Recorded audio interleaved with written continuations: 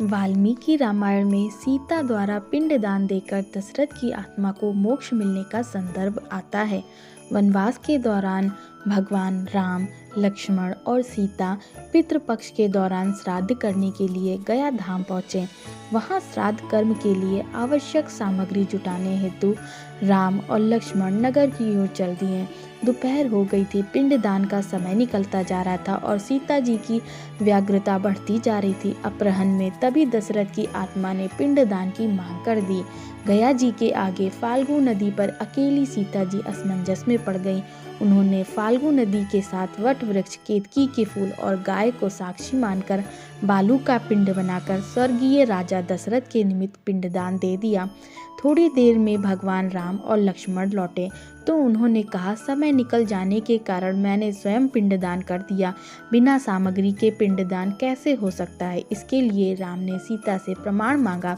तब सीता जी ने कहा कि यह फाल्गु नदी की रेत, केतकी का फूल, गाय और वट वृक्ष मेरे द्वारा किए गए श्राद्ध कर्म की गवाही दे सकते हैं। इतने में फाल्गु नदी, गाय और केतकी के फूल तीनों इस बात से मुकर गए।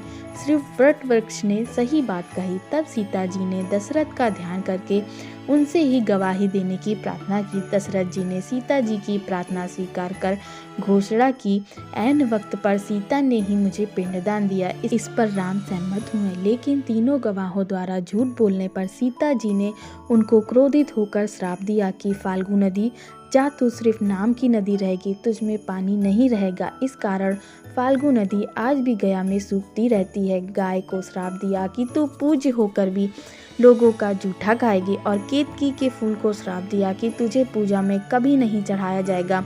वट वृक्ष को सीता जी का आशीर्वाद मिला कि उसे लंबी आयु प्राप्त होगी और वह दूसरों को छाया प्रदान करेगी, तथा पतिव्रता स्त्री तेरा स्मरण करके अपने पति की दीर्घ आयु की कामना करेगी। यही कारण है कि गाय को आज भी जूठा खाना पड़ता है और केतकी के फूल को पूजा पाठ में वर्जित रखा गया है। और फाल्गु नदी के तट पर सीता कुंड में पानी के अभाव में आज भी सिर्फ बालू या रेत से पिंडदान दिया जाता है।